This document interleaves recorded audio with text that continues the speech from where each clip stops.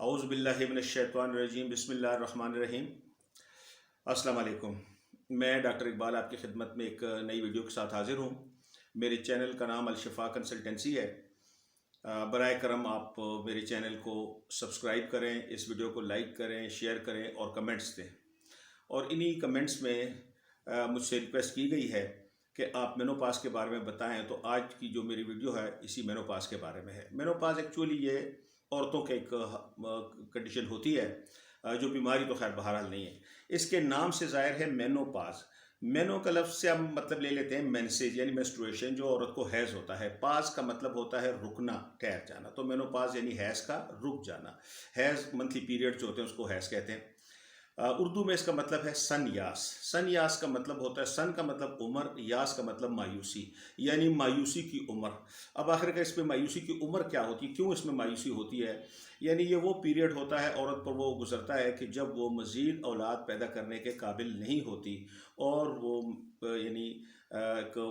بوڑھی عورت یا معمر، بوڑھی تو خیر نہیں کہہ سکتے، لیکن ایک میچور پوری عورت بن جاتی ہے اور مزید وہ بچے نہیں پیدا کرتی، تو اس کو اسی لیے اس کا نام اردو میں سن یاس رکھا ہوا ہے، یعنی مایوسی کی عمر ہوتی ہے۔ یہ در حقیقت کوئی بیماری نہیں ہے، یہ عورت کا جسم کا اپنا ایک اندرونی عمل ہے جو 40 سال کے بعد شروع ہوتا ہے اور 50-55 سال تک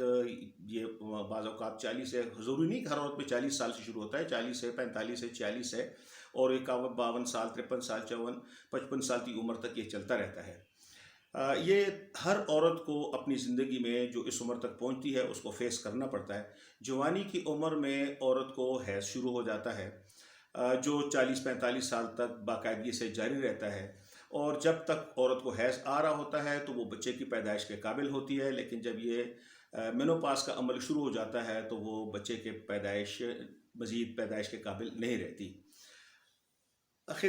اس جو پیریڈ ہوتا ہے جب سے یہ مینوپاز شروع ہو جاتا ہے اس کو ہم کہتے ہیں پیری مینوپاز، یعنی مینوپاز سے پہلے کا عمل۔ یہ عمل 2 یا 3 سال تک جاری رہتا ہے، اور اس کی پہچان یہ ہوتی ہے کہ اس میں عورت کے جو مینسز ہوتے ہیں وہ ریگولر نہیں رہتے، وہ 2 مہینے، 1 مہینہ، 3 مہینے تک اس میں یعنی مسنگ ہوتی رہتی ہے، یا بلڈ سپاٹس اس کو آتے رہتے ہیں، فل مینسز نہیں آتے، یا 1-2 دن رہتے ہیں، زیادہ نہیں ہوتے، یعنی جو نارمل کنڈیشن پہلے چل رہی ہوتی ہے اس میں تبدیلی آ جاتی ہے، اور اس کے ساتھ ساتھ اس کے جسم میں مزید کچھ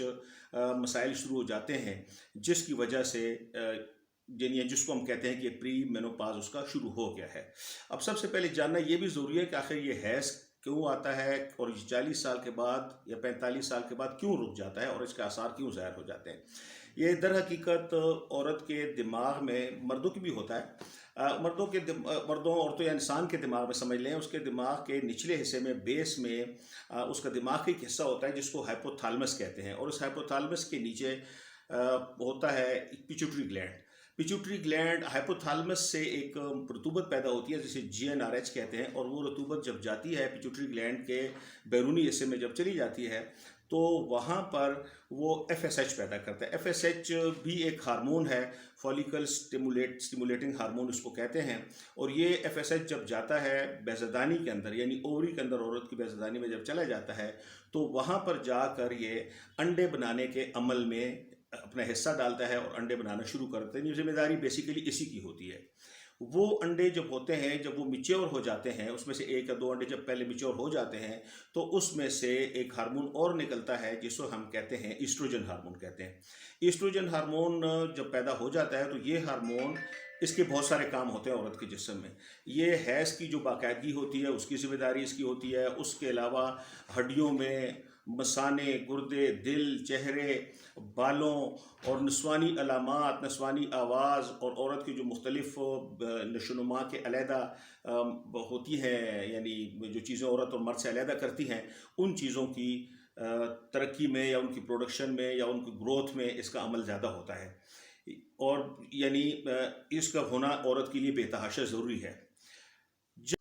جیسے میں نے بتایا کہ جب عورت کے ماہانہ پیریڈز میں بے قاعدگی آ جاتی ہے تو اس کے علاوہ کچھ مزید علامات بھی اس میں ظاہر ہونا شروع ہو جاتی ہیں، اور اس میں جو سب سے پہلی علامت ہوتی ہے اس کو ہم ہاٹ فلیشز کہتے ہیں۔ ہاٹ فلیشز جیسے نام سے ظاہر ہے کہ فلیش یعنی ایک دورہ سا، اور ہارٹ گرم، یعنی اس کے جسم کے اوپر والے حصے میں، گردن میں، چہرے میں، سینے میں ایک گرمی کا احساس اس کو اچانک ہو جاتا ہے، اور وہ اتنی شدید گرمی ہوتی ہے کہ جیسے اس کو یعنی ٹھنڈی چیز کی ضرورت ہوتی ہے، ٹھنڈا کپڑا چہرے پر رکھ لیتی ہے، یا کوئی ہوا کے سامنے بیٹھ جاتی ہے، یا گھر کے کمرے سے باہر نکل جاتی ہے، یعنی اس کو گرمی کو ختم کرنے کے لیے۔ اور جب یہ دورہ ختم ہو جاتا ہے اس کے بعد اس کو پسینے آنا شروع ہو جاتے ہیں۔ جب یہ پسینے آتے ہیں تو اس کو ہم مطلب ہے کہ کہتے ہیں، اور خصوصاً یہ عمل رات کو اس کو زیادہ ہوتا ہے۔ رات کو جب بستر میں لیٹتی ہے تو جب یہ اس قسم کے ہارٹ فیشز کو شروع ہو جاتے ہیں تو اس کو پسینہ اتنا زیادہ ہوتا ہے کہ اس کا بستر پورا شرابور ہو جاتا ہے۔ اس کے علاوہ اس کے میں جو تبدیلی آتی ہے، نمبر ایک اس کا یہ ہو جاتا ہے کہ اس کا موڈ خراب رہنے لگتا ہے، وہ چڑچڑی ہو جاتی ہے، وہ چھوٹی چھوٹی بات پہ غصہ کرتی ہے، اس کو پیشاب زیادہ آنے لگتا ہے، اس کے علاوہ اس کو تھکاوٹ ہو جاتی ہے، یعنی ایک خوشی سی محسوس نہیں کرتی، مردنی سی ہر چہرے پہ اس کی چھائی ہوتی ہے، ہر کام میں خوراک اس کی کم ہو جاتی ہے، ہر کام میں سستی کرتی ہے، یعنی اس کے علاوہ اس کو چکر آتے ہیں، اس کے جسم میں بھی جلن ہوتی ہے، اس کے پاؤں میں جلن شروع ہو جاتی ہے، اس کے ٹانگوں پیروں میں درد شروع ہو جاتا ہے، تھکاوٹ اس کو رہتی ہے۔ یہ سب چیزیں اس علامات ہیں جو اس عورت کو رہتی ہے، کسی کی مختلف، کسی کا نیند بھی اس کو نہیں آتی، تو یہ چیزیں اس کو بہت زیادہ تکلیف دیتی ہیں، اور یہ عمل چلتا رہتا ہے۔ اس کے علاوہ جو اس کی جسمانی تبدیلی کا ہوتا ہے وہ یہ ہوتا ہے کہ اس کی جو وجانی رطوبت ہوتی ہے وہ ختم ہو جاتی ہے، نفسانی خواہشات کو پورا کرتے وقت اس کو تکلیف ہوتی ہے، بہت زیادہ پرابلم اس کو ہوتا ہے، اس کے جسم پہ بھی خارش شروع ہو جاتی ہے، اپنے نسوانی اعضاء جو اعضاء ہوتے ہیں اس میں بھی اس کو خارش شروع ہو جاتی ہے۔ تو یہ چیزیں اس کے لیے بہت ساری پرابلم، اس کے بال پتلے ہو جاتے ہیں، یعنی یوں سمجھ لیں کہ تکلیفوں کا ایک ڈھیر اس کے سامنے کھڑا ہو جاتا ہے، لیکن یہ ایسی تکلیفیں نہیں ہیں کہ اسے عہدہ برا نہ ہو سکے۔ کچھ دوائیاں، کچھ احتیاط، کچھ خوراک اگر وہ باقاعدگی سے کرے تو یہ سب چیزیں اس پہ کور کر سکتی ہے۔ اور ان سب چیزوں کی ایک ہی وجہ ہے، اور وہ ہے ایسٹروجن کی کمی، یعنی جن جن چیزوں میں ایسٹروجن کا کردار ہے انہی چیزوں کو ایسٹروجن کا کمی متاثر کرتی ہے، اور وہ عمل یا وہ اثرات سارے اس عورت کے اوپر ظاہر ہو جاتے ہیں۔ تو اب لہٰذا یہ چیز تو اس کو گزارنی ہوتی ہے، زندگی اسی کے ساتھ گزارے گی، لیکن یہ سدا نہیں رہتی، ہمیشہ نہیں رہتی، یہ ختم ہوتی جاتی ہے۔